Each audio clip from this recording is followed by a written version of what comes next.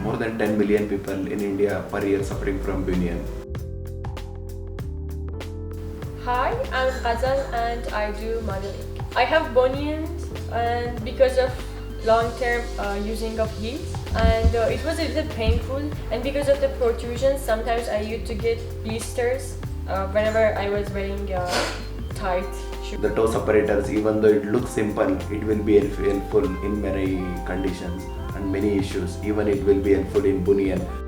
A friend introduced this product to me, and I've started using it since last month for some 30 minutes a day.